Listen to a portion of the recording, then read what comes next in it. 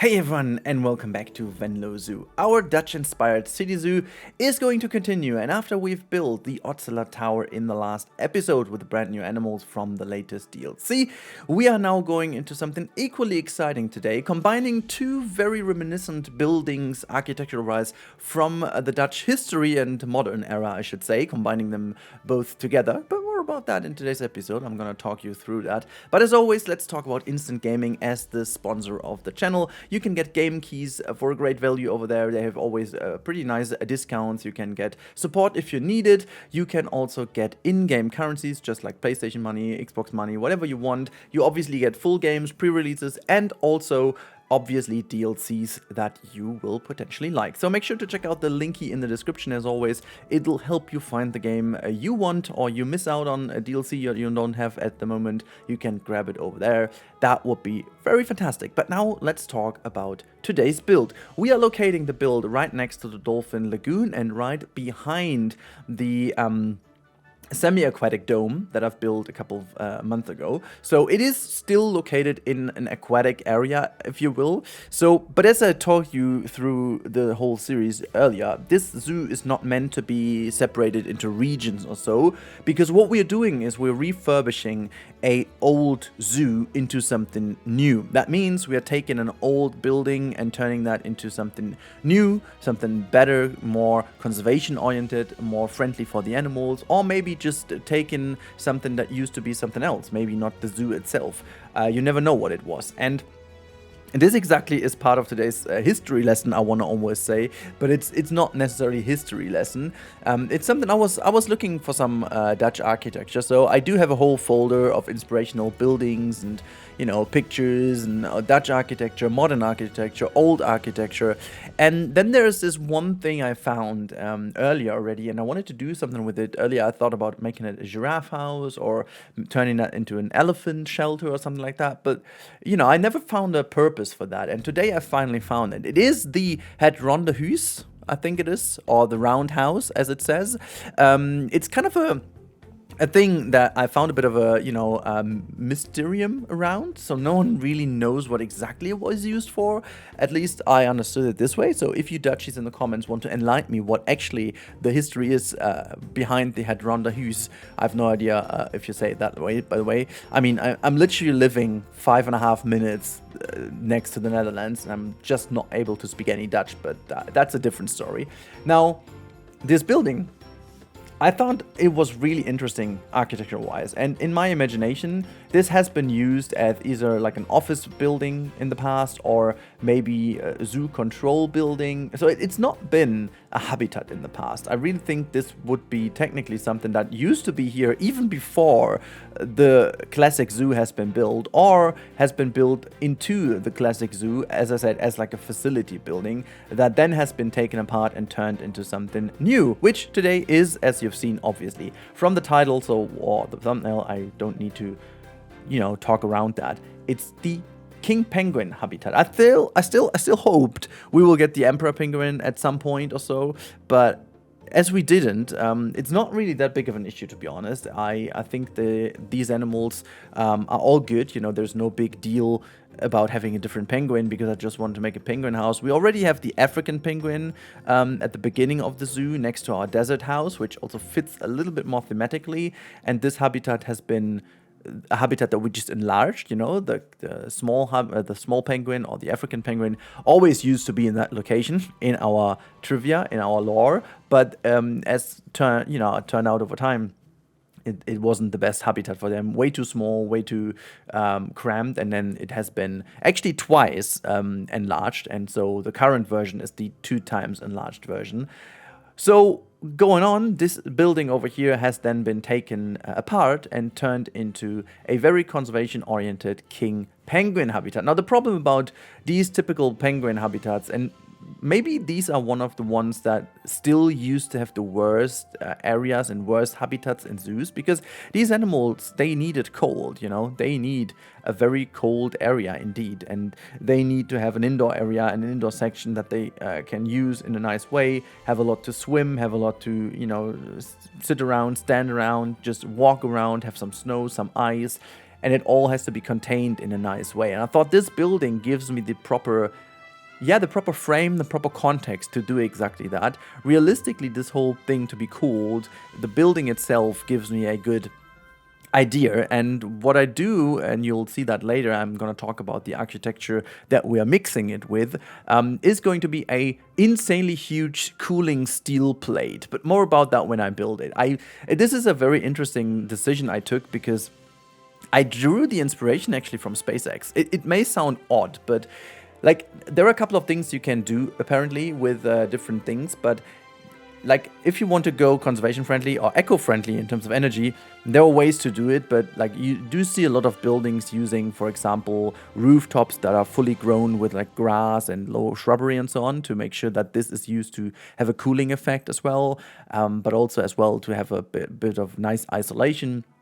Things are built more into the ground, and all these kind of things are tricks to make sure that you be energy efficient. But this building over here in itself already gave me a good idea, and as you can see, this is where I'm taking it apart into half. And yeah, I will also need to talk about the audiobook I'm listening to while I was building this, but also in general while what I'm listening to at the moment.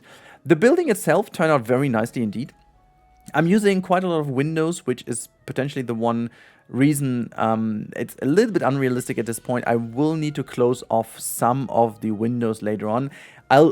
I did this already in the build, but it's not enough realistically because apparently windows are always a weak point of isolation. So if you don't want to have any problem in that, you know, because windows do have a lot of problems because, you know, they need to be opened and closed, and the glass heats up quite ridiculously and then acts like almost like a magnifying glass to make things hotter. So what I did over here, this is the steel element I was talking about earlier, and this is taken from the Market Hall in Rotterdam. This Market Hall Rotterdam is a huge kind of dome thingy with a huge glass front, but my idea was to, apparently because the glass will be another very big issue in terms of heating and cooling, but what I thought is the house itself plus this huge steel thing can be used as basically a heat diverter, if you will. So this is how SpaceX, for example, or like any other space company would potentially do it. They also have these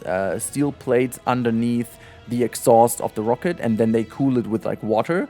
And because of the hot effect when the heat is going to the water, then there's the steam, and paired with the steel, it kind of cools the systems down and secures the systems. Like, it's not gonna work exactly this way, but my idea would be that we are actively using the steel to gain energy to cool down the water and the heat and the air inside of the building, and also take out the effect of the sun that will be boiling hot when it comes to the building itself. So making sure that it all is a bit more energy efficient. I don't necessarily know exactly if it would work this way. This is also why the windows and the frames over here are a tiny bit smaller, you know.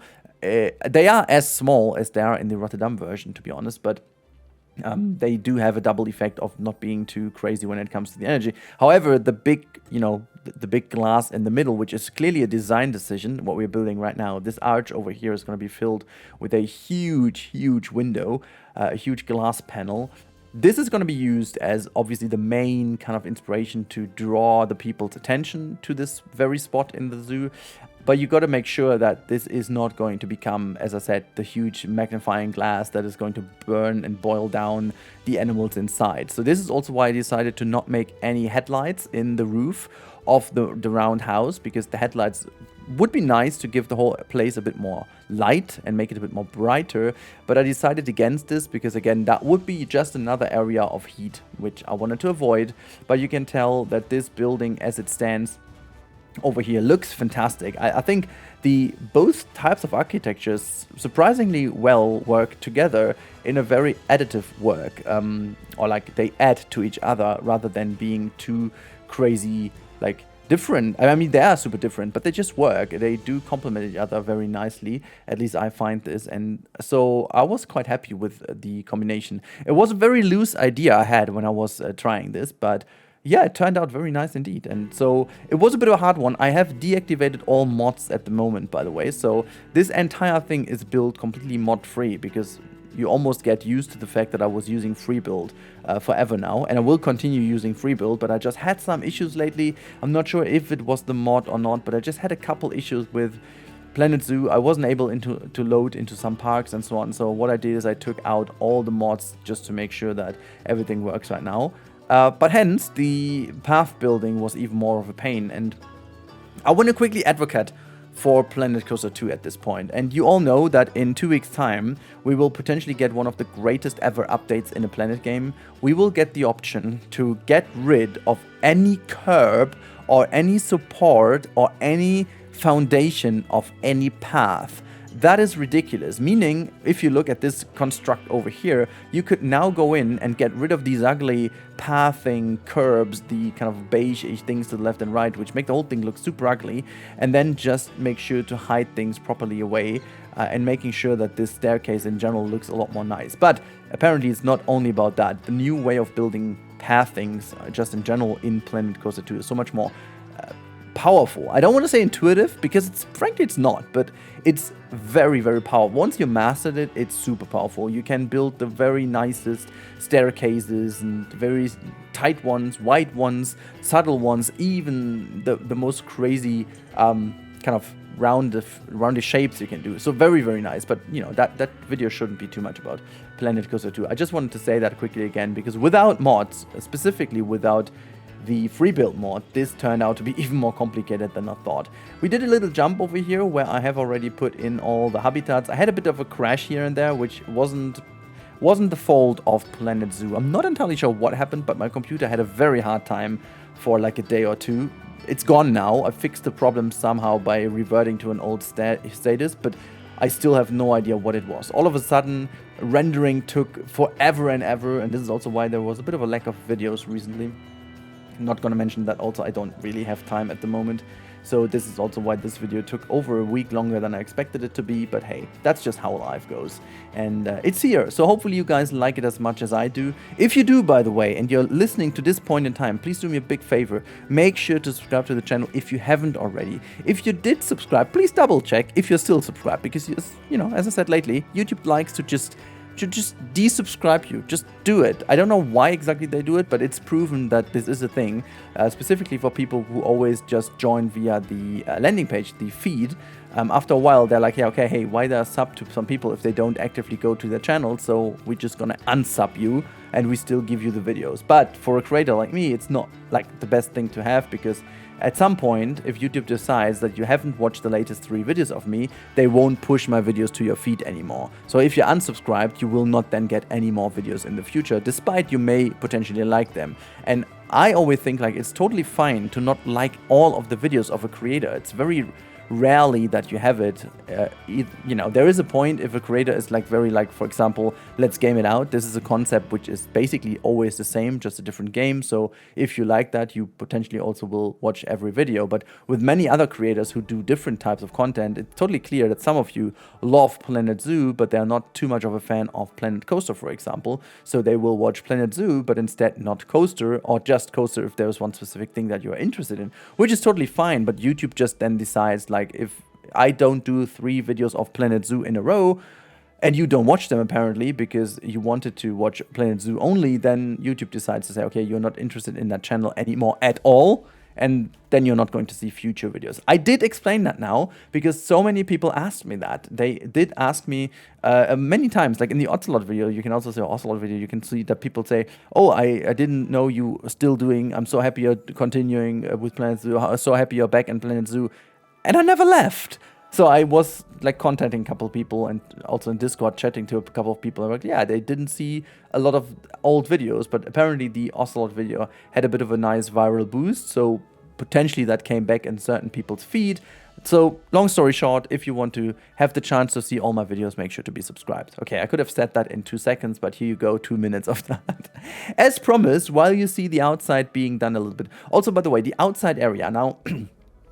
I could argue with climate change now, but I don't, because that is a bit cruel. But apparently king penguins can go outside. It's not like that they cannot at all. So in winter times, or let's say autumn or early spring, temperatures are potentially doable for them. So there is a chance that they could go outside, and so we will give them the chance to. And apparently in winter, also in Central Europe, there are chances of having snow, even though they're getting lesser and lesser. But I do think it is still a good idea to give them a bit of a fresh air area, despite the fact it may not be used throughout the entire year. You could also imagine that there will be some coolers outside, and this is also why I decided to not make a huge outside area. It's just a very small one, which has still, potentially, or not potentially, no, in relation to its overall outside size, there is a big chunk of it is water to ensure there's enough coolness around. The more water there's, the cooler the area overall is. So that's what I wanted to say.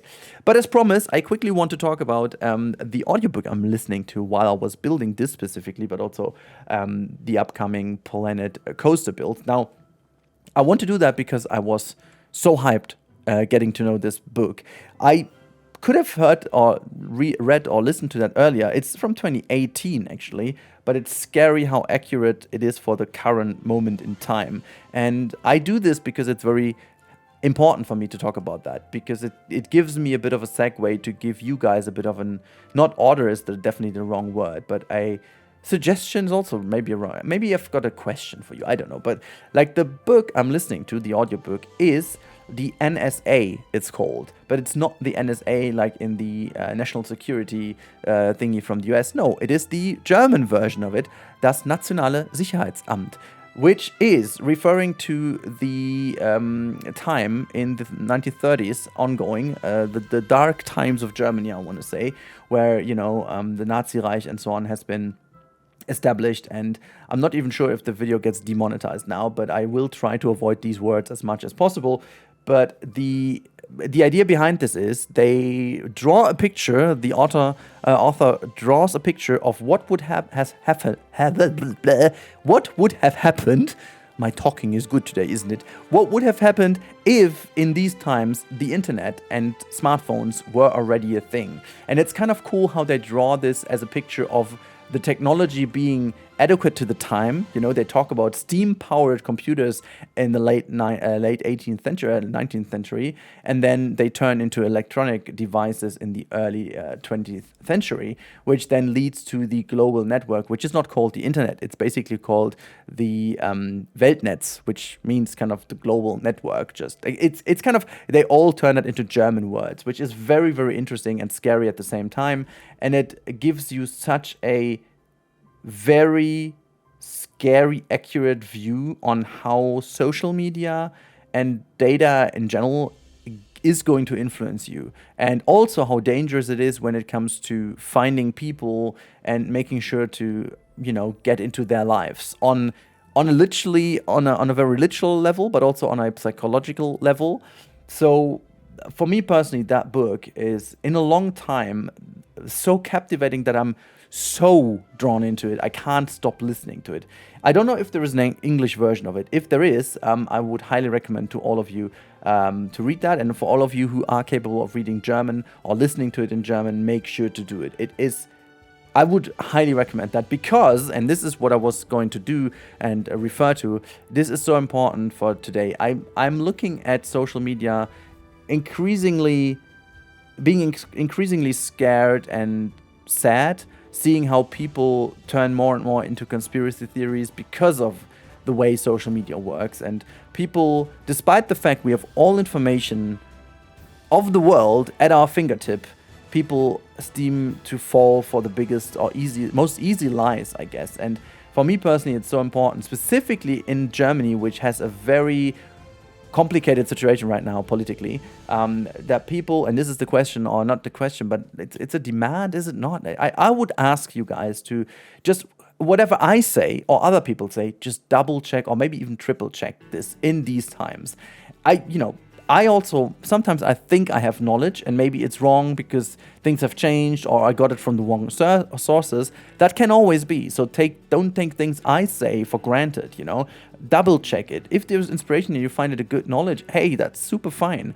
But make sure to double check all stuff yourself. It'll help us, and always be open for discussion and open for different point of views. I think it's so important to showcase the, availability of you for being inspired by others, but also to understand how things actually work. And life isn't easy, and politics are not easy, and the current situation in the world is not easy.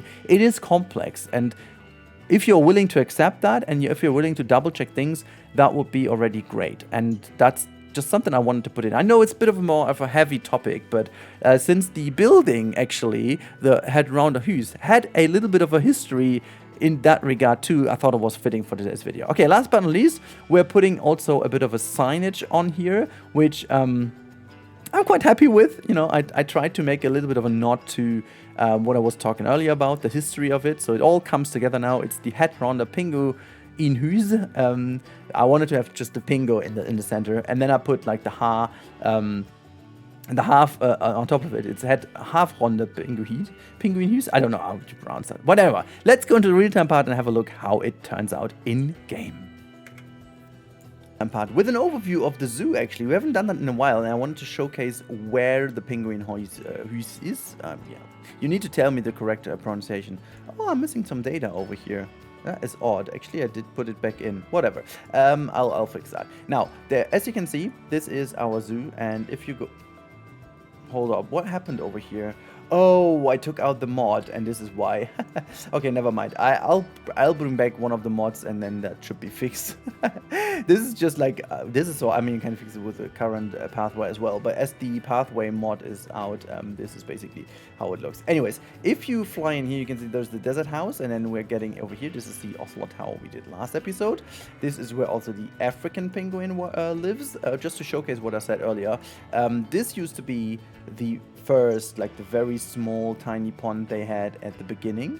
Then they actually enlarged the whole thing with the back area here, and then they even more fixed this by getting a next area to it and enlarging it even further to give them a pretty nice area, even with some nice little nests, just to give you a bit of an idea how our trivia works here and there. So this is our reptile house. There is the penguin, the dolphin lagoon, which is our little weenie across the lake, as you can tell. There is our lake, and you can see them over here. And then to the right hand side, and depending on where you stand, you get a nice view of it too. So you can see that across here, so that's pretty nice. But if you go around this area, maybe into the Vogelhuis here, which is empty at the moment because we don't have any mods installed, as I said, so you don't see any birds. But it's very interesting to see if you go then in here. Actually, no, there's no animal in here. I'm wondering if I can just put them back in. We do have our half semi-aquatic dome with the platypus and so on. And then down here on the other side, this is where the Penguin Huis is sitting. And don't worry, we're going to tackle this area specifically. There will be another restaurant, a bit of a food court.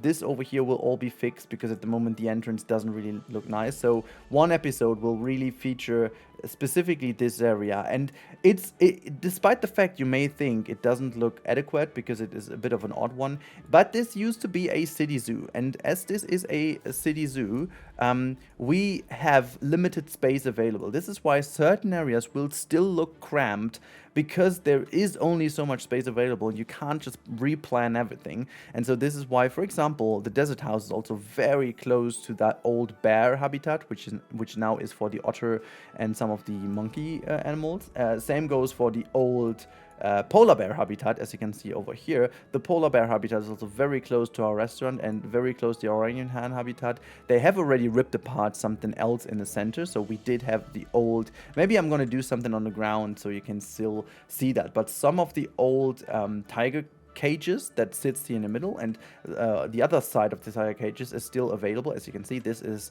part of the old tiger cages that used to be for many animals. Now is the connection piece between what used to be the seal habitat and the polar bear habitat. Now is one big habitat for our, is that the Bengal tiger, Sumatran tiger? I have no idea which type of tiger is in here. I think it used to be a mod too. So that's why it's kind of a heavily modded park over here, so never mind. And then we are all the way back in with the penguin house, and I'm going to just jump into the explore mode so we have a good view on that. So it's not finished, as I said, with all the plants down here. It still looks good. It still gets this very nice view here. Very inspiring. I do like this view quite a lot. And there are more than, whoops, what's that? Okay, well, hold on. I just opened the menu. So we are just going to go in, and then you can see this. I love this view over here. It just worked out very nice. From here, it looks like crazily modern, but when you go around, you get this very cool old house vibes. Now, apparently you can go down and have such a very cool view of the animals diving and even diving around you. So I think this way it just gives that very nice immersion of them swimming and diving over here. A very big fan of that. I didn't know that even the king penguin has just only 2 meters of diving requirement, which I found very, very nice. I thought I needed to go for 3 meters, but this looks very believable now with the size of these animals, which makes me wonder why, for example, the otter and the platypus or so can't just have 1 meter of diving space, because as you can tell, in relation, that would pretty much the same, wouldn't it? I mean, yeah, but you know, it's not the biggest thing in the world. I just wanted to point that out. Okay, now if we go back up, we can also take that side route over here, which gives you a bit of a nice idea. Look, there's one standing over here. How nice. And the other one is just going into the water. Look at that. That's so cool. That's so cool. Again, we could put some coolers in here or some snow effects in that arch. This is why it's here. But then you go around and you are... Oh, I forgot to fix the ground here and put a... Yeah, okay, I need to put some certain things in here. And then you go up here, the stairs. There's a glass panel missing. I put it in. Where's it gone? Anyways. And then you are in this house, which we also need an airlock over here. I'm going to take that from the desert house right away. And then you go up here and you get this wonderful chance to... If I was able to get... Yeah, there you go. How can I not move up here? Okay, hold on tight. I'm going to go into the free look mode, and I'm just going to fly up here. So you can see this is the backstage area from them. It's not fully done. It's just like a bit faked from the entrance here, so you have it. And then up here, you have a wonderful view inside of it, and you can see some of the penguins from up here, see them swimming, see them standing around, have a cool view of them. A cool view, which is a literal one, but also, you know, a nice little pun, intended pun. So what I will do instead is, and a couple of fixes, as I said, when I fix the area next time around completely, I'm going to build like a bit of a bigger building in the back, which is the backstage area for the animals, maybe also the shelters where they can then go. This needs to have an airlock, which we will take from here. Let me just click that one. There you go. Just going to quickly bring that over. It's not going to be exactly the same, and I need to make it smaller, apparently. But it's gonna be something like this, you know. We have that airlock in here. I'm just gonna put that here. It's a building. I can always access that. So you know, it's gonna be something like this. Maybe I'm gonna take this size. I don't know. It just, you know, we can make that look nice by just recoloring the outside area quickly. But you know, you get the idea. Maybe actually, you know what? We can almost take it this way. If I just slide that over a little. Hold on. We can just go for these colors. Hold on. Just gonna copy the color real quick. Copy that one. And then what we're going to do is we're just going to go in here. Just gonna do that live in the real-time part. Woo! And then we're just gonna enter that one and apply. And we enter that one and say apply to. And then we have the normal brick kind of thing. And yeah. It just kind of works, okay? I can still make that look a little nicer. But for the moment being, that's all good. You can then go in, and apparently what I would need to do is like do this all into the soil. Making sure there's no grass, and just gonna make sure that something is on top of here. Just to make sure that this looks... I mean, yeah, I'm gonna fix this pretty much off screen, because this is gonna be otherwise too fixed with a hot needle. Do you say that in English too? I don't know. In German you say that. If you do it too quickly, you're doing it with a hot needle. I'm not sure if that's a thing even. Anyways, that's been today's episode. I really do hope you guys enjoyed it. I certainly did enjoy it a lot. I think it's a very cool building, a very interesting combination, and I can't wait to hear what you're saying in the comments. So make sure to drop your comment down below. Make sure to tell me what you think of this habitat, and I can't wait to talk to you in the next video. Make sure to keep your eyes on the channel this weekend. There were a couple of videos. I'm going to do another tour in Planet Coaster 2, maybe even another building. I can't promise that I get finished, but you know, until then, have a wonderful time. Thank you so much for watching as always, and goodbye.